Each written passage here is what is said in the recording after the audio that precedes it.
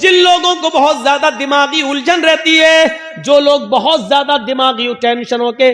ٹینشنوں کے شکار ہیں، میری 3 بیٹیاں 4 بیٹیاں بڑی ہیں، جوان ہیں، شادی نہیں ہو رہی ہے، میرا بچہ بڑا ہو گیا ہے، شادی کے لائق ہو گیا، پھر بھی ماں باپ کی بات نہیں سنتا ہے، پھر بھی گھر دیر سے آ رہا ہے، جن کو 50 قسم کے غم کھائے جا رہے ہیں، ان کو ایک دعا سکھلا کر جا رہا ہوں، یہ دعا کو اپنا وظیفہ بنا لو، لا حول ولا قوت الا باللہ، بس اتنی سی دعا ہے، اس دعا کو اٹھتے بیٹھتے پڑھتے رہا کرو۔ اللہ کے نبی فرماتے ہیں یہ لا حول ولا قوت الا باللہ، یہ 99 بیماریوں کی دوا ہے، اور سب سے ہلکے درجے کی بیماری یہ ہے کہ انسان کے غم نہیں دور ہو رہے ہوں، انسان کو ٹینشن ہو، تو یہ سب سے ہلکی بیماری ہے جو اس دعا سے چلی جاتی ہے۔ اس سے بڑی بڑی 98 بیماریاں اور ہیں جو اس دعا کے پڑھنے سے جائیں گی۔ میرے بھائیوں، یہ دعا کو ہماری ماں بہنیں بھی یاد کر لیں،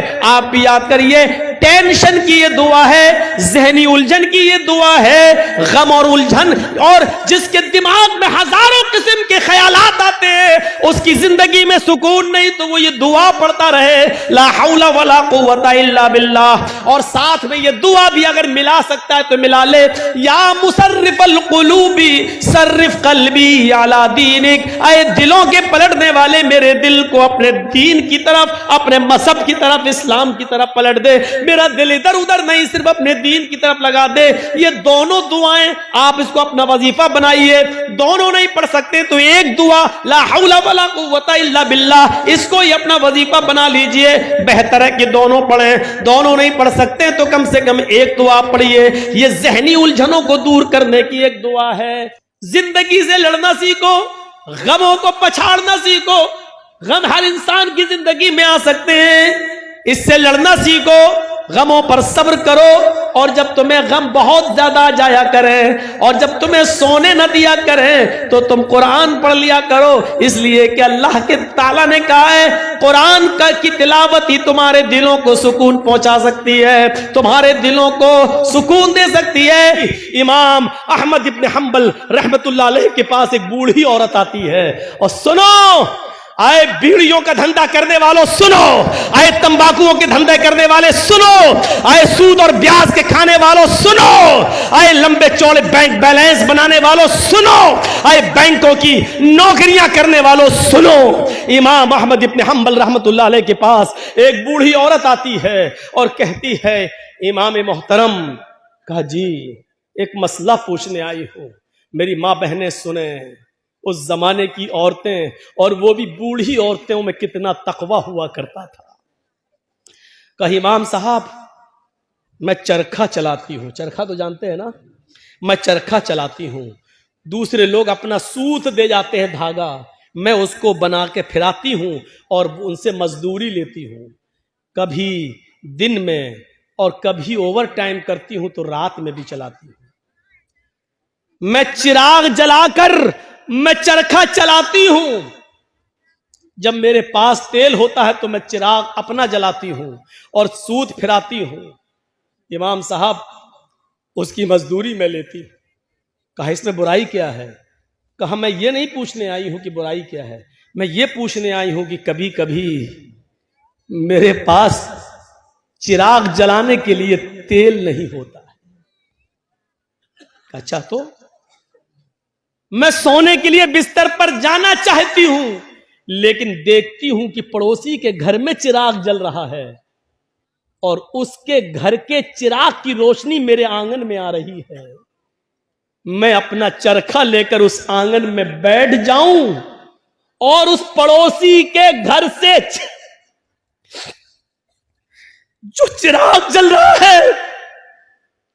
میں مانگنے نہیں گئی اس کی روشنی،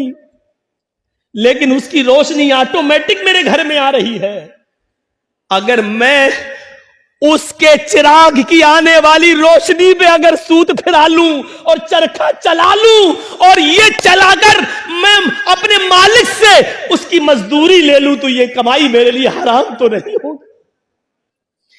میرے لیے یہ مزدوری حرام تو نہیں ہوگی، میں نے چوری نہیں کی ہے، میں نے اس سے چراغ میں کا تیل نہیں مانگا ہے، اس کے گھر میں چراغ جل رہا ہے اور اس کی روشنی میرے گھر آ رہی ہے،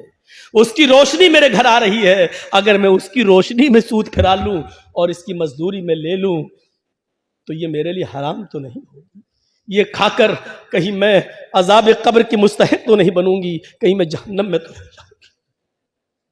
احمد ابن حنبل رحمۃ اللہ علیہ فرماتے ہیں، خاتون ماں تیرے سوال نے احمد ابن حنبل کے علم کو آج شرمندہ کر دیا، کعبے کے رب کی قسم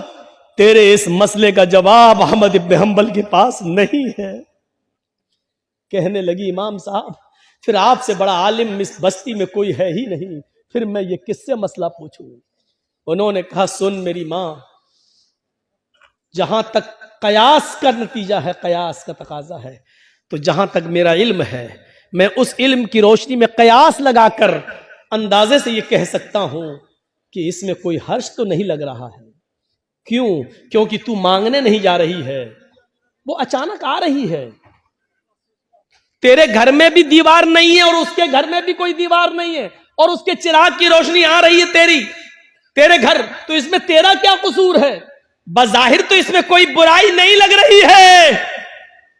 لیکن اگر تمہارا دل آمادہ نہیں ہے تو میری ماں اس سے بھی بچ جاؤ تو بہتر ہے،